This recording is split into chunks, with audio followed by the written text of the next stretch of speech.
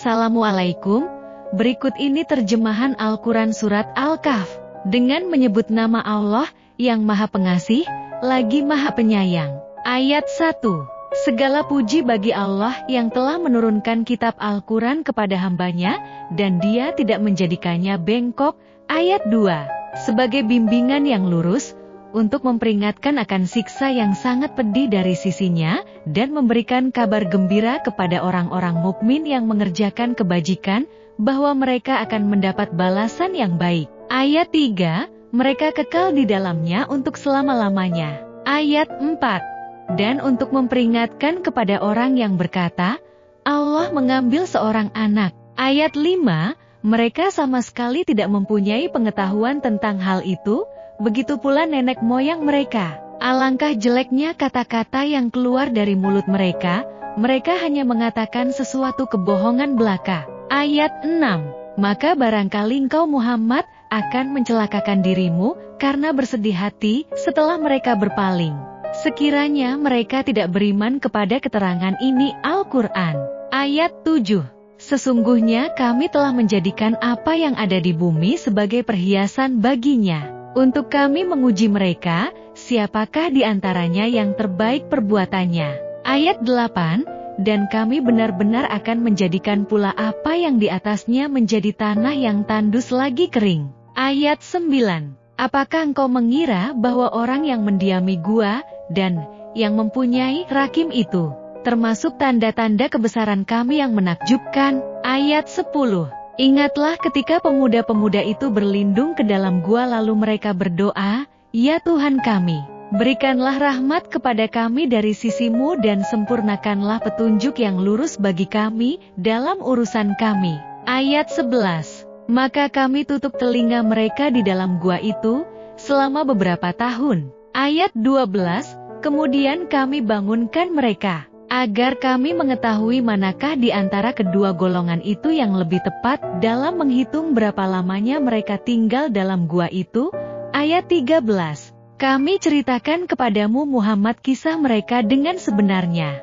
Sesungguhnya mereka adalah pemuda-pemuda yang beriman kepada Tuhan mereka, dan kami tambahkan petunjuk kepada mereka. Ayat 14, dan kami teguhkan hati mereka ketika mereka berdiri lalu mereka berkata, Tuhan kami adalah Tuhan langit dan bumi, kami tidak menyeru Tuhan selain Dia. Sungguh, kalau kami berbuat demikian, tentu kami telah mengucapkan perkataan yang sangat jauh dari kebenaran.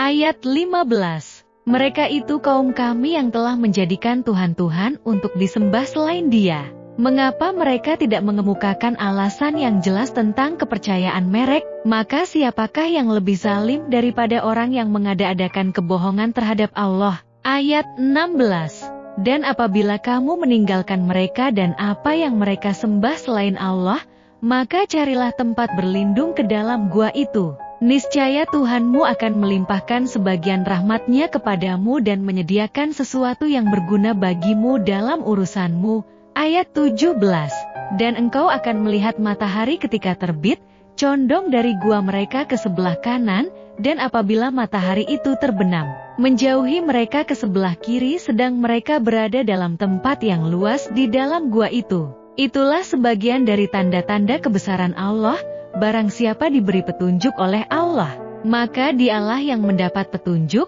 dan barang siapa disesatkannya, maka engkau tidak akan mendapatkan seorang penolong yang dapat memberi petunjuk kepadanya. Ayat 18, dan engkau mengira mereka itu tidak tidur, padahal mereka tidur, dan kami bolak-balikan mereka ke kanan dan ke kiri, sedang anjing mereka membentangkan kedua lengannya di depan pintu gua. Dan jika kamu menyaksikan mereka tentu kamu akan berpaling melarikan diri dari mereka, dan pasti kamu akan dipenuhi rasa takut terhadap mereka. Ayat 19, dan demikianlah kami bangunkan mereka, agar di antara mereka saling bertanya. Salah seorang di antara mereka berkata, sudah berapa lama kamu berada di sini? Mereka menjawab, kita berada di sini sehari atau setengah hari. Berkata yang lain lagi, Tuhanmu lebih mengetahui berapa lama kamu berada di sini. Maka suruhlah salah seorang di antara kamu pergi ke kota, dengan membawa uang perakmu ini.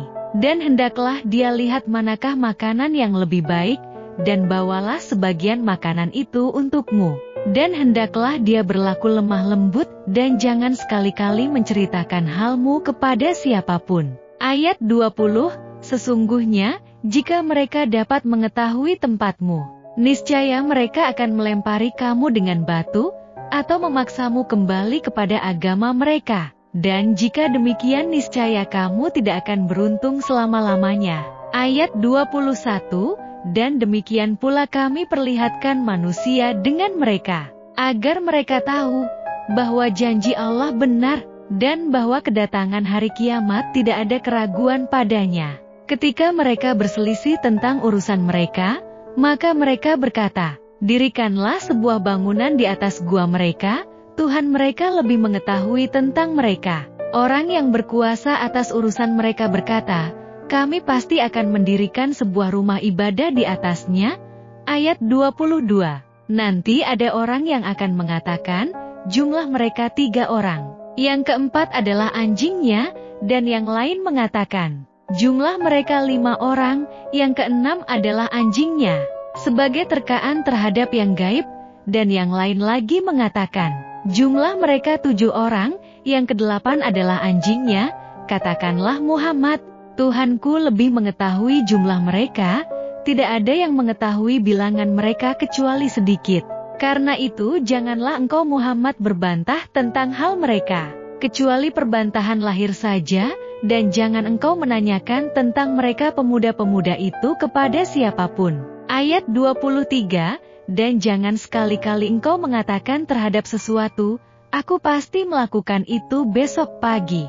Ayat 24, kecuali dengan mengatakan, insya Allah, dan ingatlah kepada Tuhanmu apabila engkau lupa dan katakanlah, mudah-mudahan Tuhanku akan memberiku petunjuk kepadaku agar aku yang lebih dekat kebenarannya daripada ini. Ayat 25, dan mereka tinggal dalam gua selama 300 tahun, dan ditambah 9 tahun. Ayat 26, katakanlah, Allah lebih mengetahui berapa lamanya mereka tinggal di gua, miliknya semua yang tersembunyi di langit dan di bumi. Alangkah terang penglihatannya, dan alangkah tajam pendengarannya. Tidak ada seorang pelindung pun bagi mereka selain Dia, dan Dia tidak mengambil seorang pun menjadi sekutunya dalam menetapkan keputusan. Ayat 27, dan bacakanlah Muhammad apa yang diwahyukan kepadamu, yaitu kitab Tuhanmu Al-Quran, tidak ada yang dapat mengubah kalimat-kalimatnya, dan engkau tidak akan dapat menemukan tempat berlindung selain kepadanya. Ayat 28, dan bersabarlah engkau Muhammad bersama orang yang menyeru Tuhannya pada pagi dan senja hari, dengan mengharap keridaannya, dan janganlah kedua matamu berpaling dari mereka, karena mengharapkan perhiasan kehidupan dunia. Dan janganlah engkau mengikuti orang yang hatinya telah kami lalaikan dari mengingat kami, serta menuruti keinginannya, dan keadaannya sudah melewati batas. Ayat 29, dan katakanlah Muhammad, kebenaran itu datangnya dari Tuhanmu. Barang siapa menghendaki beriman hendaklah dia beriman, dan barang siapa menghendaki kafir biarlah dia kafir. Sesungguhnya kami telah menyediakan neraka bagi orang zalim, yang gejolaknya mengepung mereka, jika mereka meminta pertolongan minum. Mereka akan diberi air seperti besi yang mendidih yang menghanguskan wajah. Itulah minuman yang paling buruk dan tempat istirahat yang paling jelek. Ayat 30, sungguh, mereka yang beriman, dan mengerjakan kebajikan, kami benar-benar tidak akan menyia-nyiakan pahala orang yang mengerjakan perbuatan yang baik itu. Ayat 31, mereka itulah yang memperoleh surga, Aden, yang mengalir di bawahnya sungai-sungai. Dalam surga itu mereka diberi hiasan gelang emas, dan mereka memakai pakaian hijau dari sutera halus dan sutera tebal. Sedang mereka duduk sambil bersandar di atas dipan-dipan yang indah. Itulah sebaik-baik pahala dan tempat istirahat yang indah. Ayat 32, dan berikanlah Muhammad kepada mereka sebuah perumpamaan. 2 orang laki-laki, yang seorang yang kafir, kami beri 2 buah kebun anggur dan kami kelilingi kedua kebun itu dengan pohon-pohon kurma, dan di antara keduanya kebun itu, kami buatkan ladang. Ayat 33. Kedua kebun itu menghasilkan buahnya, dan tidak berkurang buahnya sedikit pun. Dan di celah-celah kedua kebun itu kami alirkan sungai. Ayat 34. Dan dia memiliki kekayaan besar, maka dia berkata kepada kawannya yang beriman, ketika bercakap-cakap dengan dia, hartaku lebih banyak daripada hartamu, dan pengikutku lebih kuat. Ayat 35. Dan dia memasuki kebunnya dengan sikap merugikan dirinya sendiri karena angkuh dan kafir. Dia berkata, aku kira kebun ini tidak akan binasa selama-lamanya. Ayat 36. Dan aku kira hari kiamat itu tidak akan datang. Dan sekiranya aku dikembalikan kepada Tuhanku, pasti aku akan mendapat tempat kembali yang lebih baik daripada ini. Ayat 37. Kawannya yang beriman berkata kepadanya, sambil bercakap-cakap dengannya, apakah engkau ingkar kepada Tuhan yang menciptakan engkau dari tanah, kemudian dari setetes air mani, lalu dia menjadikan engkau seorang laki-laki yang sempurna? Ayat 38. Tetapi aku percaya bahwa Dialah Allah, Tuhanku, dan aku tidak mempersekutukan Tuhanku dengan sesuatu pun. Ayat 39. Dan mengapa ketika engkau memasuki kebunmu tidak mengucapkan Masya Allah, la quwata illa billah, sungguh atas kehendak Allah semua ini terwujud, tidak ada kekuatan kecuali dengan pertolongan Allah. Sekalipun engkau anggap harta dan keturunanku lebih sedikit daripadamu. Ayat 40. Maka mudah-mudahan Tuhanku akan memberikan kepadaku kebun yang lebih baik dari kebunmu ini, dan dia mengirimkan petir dari langit ke kebunmu, sehingga kebun itu menjadi tanah yang licin. Ayat 41. Atau airnya menjadi surut ke dalam tanah, maka engkau tidak akan dapat menemukannya lagi. Ayat 42. Dan harta kekayaannya dibinasakan. Lalu dia membolak-balikan kedua telapak tangannya, tanda menyesal terhadap apa yang telah dia belanjakan untuk itu. Sedang pohon anggur roboh bersama penyangganya, para-para, lalu dia berkata, betapa sekiranya dahulu aku tidak mempersekutukan Tuhanku dengan sesuatu pun. Ayat 43. Dan tidak ada lagi baginya segolongan pun yang dapat menolongnya selain Allah, dan dia pun tidak akan dapat membela dirinya. Ayat 44. Di sana, pertolongan itu hanya dari Allah yang Maha Benar. Dialah pemberi pahala terbaik dan pemberi balasan terbaik. Ayat 45.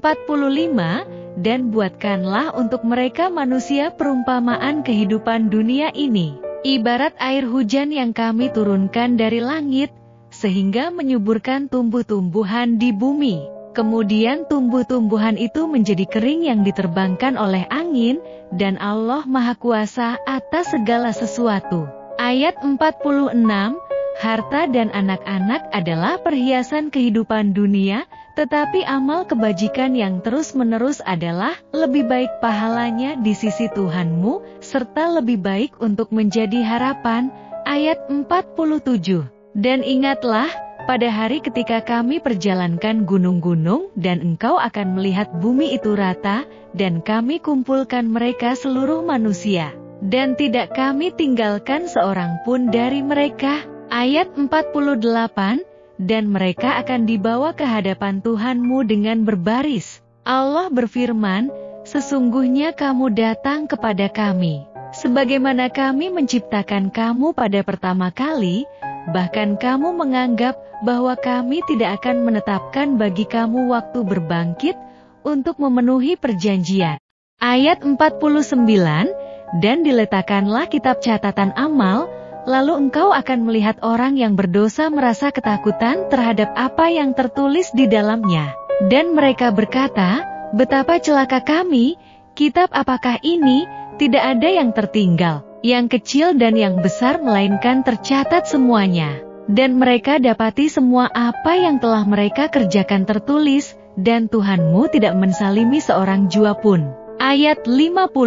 Dan ingatlah ketika kami berfirman kepada para malaikat, sujudlah kamu kepada Adam. Maka mereka pun sujud kecuali iblis, dia adalah dari golongan jin, maka dia mendurhakai perintah Tuhannya. Pantaskah kamu menjadikan dia dan keturunannya sebagai pemimpin selain aku, padahal mereka adalah musuhmu? Sangat buruklah iblis itu sebagai pengganti Allah bagi orang yang zalim.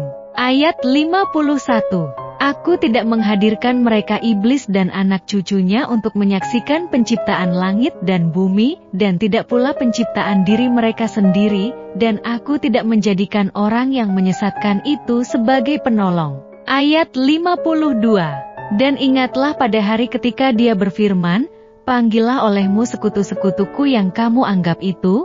Mereka lalu memanggilnya. Tetapi mereka sekutu-sekutu tidak membalas seruan mereka, dan kami adakan untuk mereka tempat kebinasaan neraka. Ayat 53. Dan orang yang berdosa melihat neraka, lalu mereka menduga bahwa mereka akan jatuh ke dalamnya, dan mereka tidak menemukan tempat berpaling darinya. Ayat 54.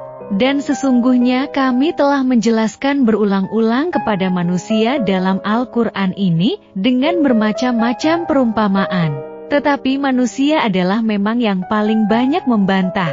Ayat 55. Dan tidak ada sesuatu pun yang menghalangi manusia untuk beriman ketika petunjuk telah datang kepada mereka, dan memohon ampunan kepada Tuhannya, kecuali keinginan menanti datangnya hukum Allah yang telah berlaku pada umat yang terdahulu atau datangnya azab atas mereka dengan nyata. Ayat 56. Dan kami tidak mengutus rasul-rasul melainkan sebagai pembawa kabar gembira dan pemberi peringatan.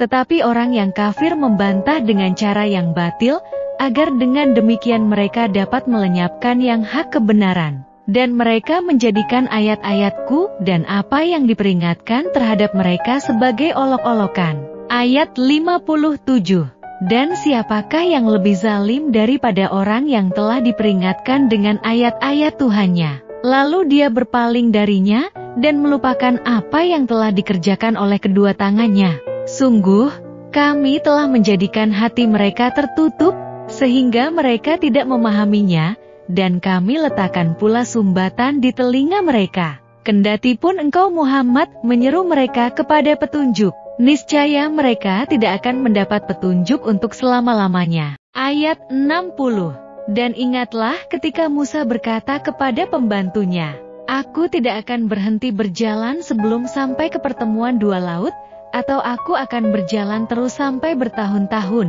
Ayat 61.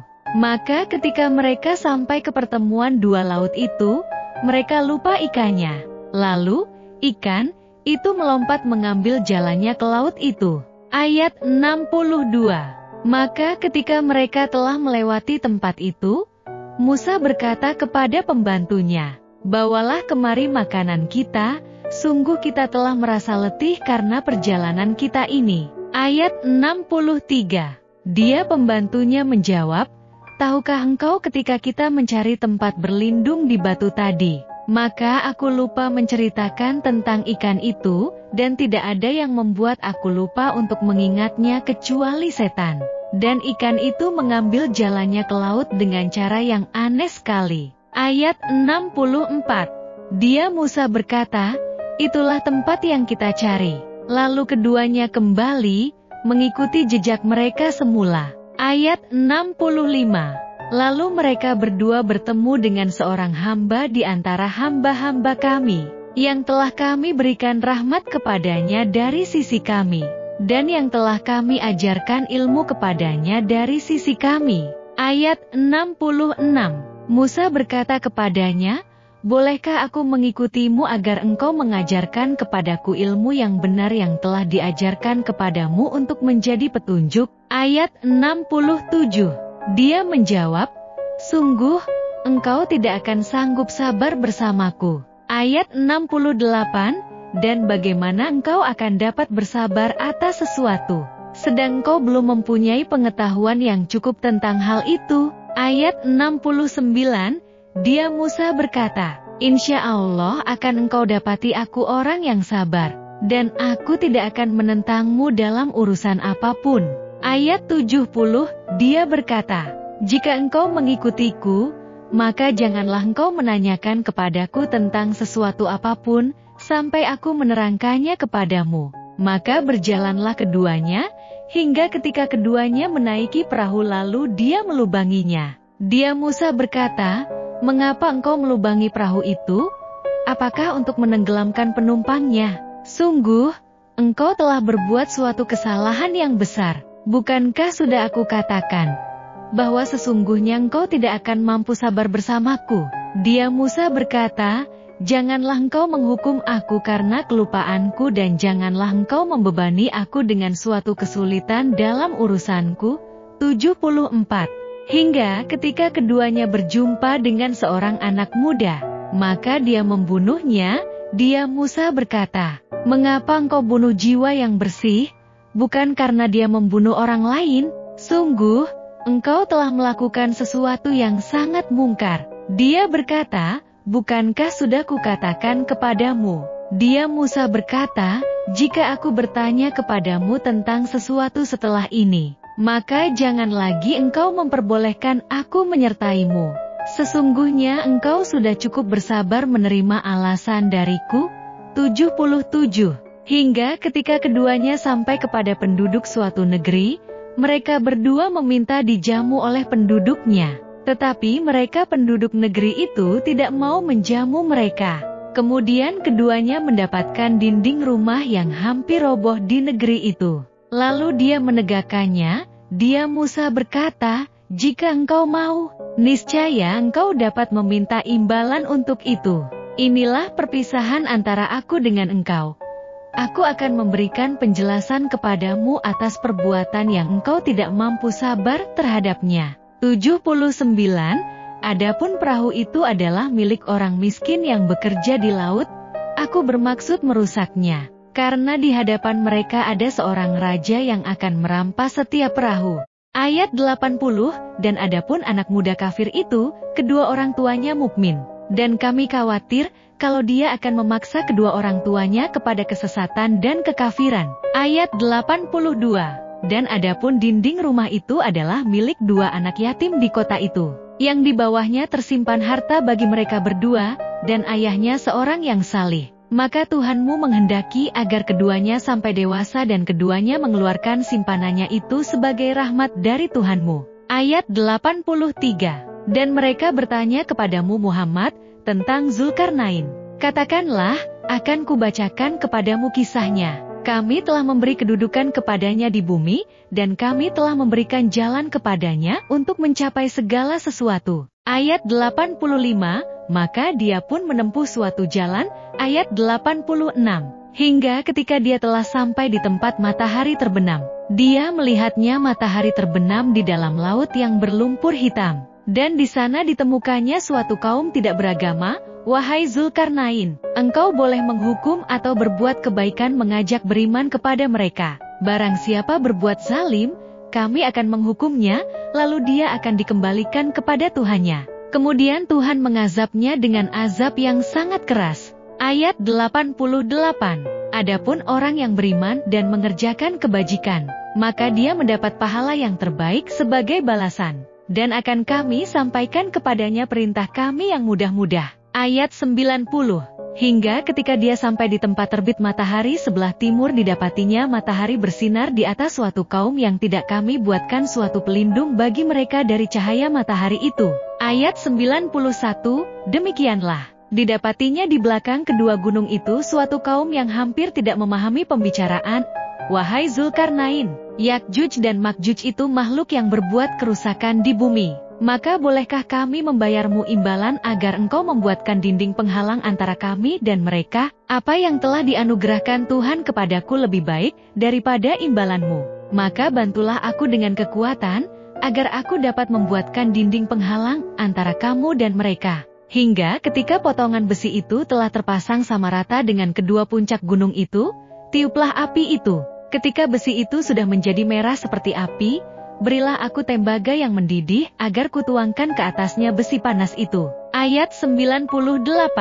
Dia Zulkarnain berkata, dinding ini adalah rahmat dari Tuhanku. Maka apabila janji Tuhanku sudah datang, dan janji Tuhanku itu benar, dan apabila sangkakala ditiup lagi, akan kami kumpulkan mereka semuanya. Ayat 101, yaitu orang yang mata hatinya dalam keadaan tertutup tidak mampu dari memperhatikan tanda-tanda kebesaranku. Kami telah menyediakan neraka jahanam sebagai tempat tinggal bagi orang-orang kafir.